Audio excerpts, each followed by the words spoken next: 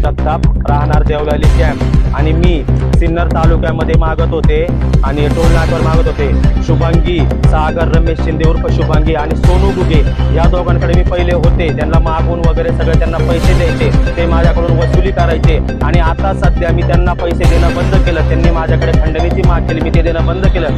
त्याच्यानंतर मी स्वतः आमचे धर्मगुरू यांच्याकडे मी गेले, त्यांच्याकडे गेल्यानंतर मी त्यांच्याकडे सांगितलं की यांचा मला असा जात आहे, त्याच्यामुळे त्यांनी मला जर धर्मगुरूकडे गेले तर मला मारतील हाणतील अशी धमकी दिली। आमच्या धर्मगुरूलाही धमकी दिली।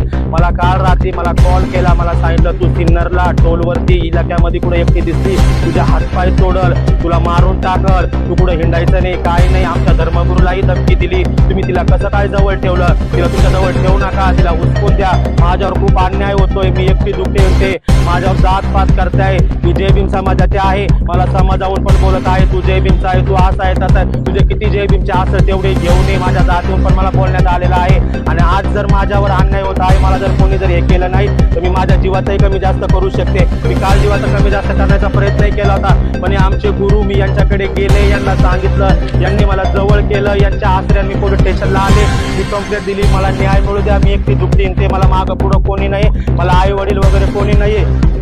मी नाशिक रोड पोलीस स्टेशनला आले, मी कंप्लेंट दिलेली आहे, माझी कंप्लेंट त्यांनी मान्य करावा, मला न्याय मिळावा आणि माझ्याबद्दल जे घडतंय ते आधी दुसऱ्याबद्दल पण घडल। पूर्ण नाशिक जिल्ह्याला त्यांची त्या दोघांची सोनू गुगे सागर शिंदे उर्फ शुभांगी यांची पूर्ण आमच्या नाशिक जिल्ह्याच्या तालुक्यात सर्वांना त्यांची वाली जातपात करतात आणि सर्वांना त्यांची वाली टेन्शन आहे, सर्वांना ते टेन्शन देतात, सर्वांना जाऊन ते भांडतात, मारतात, हे करतात, गुंडे लावतात। मला जर काही कमी जास्त झालं तर हे दोघं जण त्याच्यावाले सगळं काही साक्षीदार राहतील, आरोपी राहतील।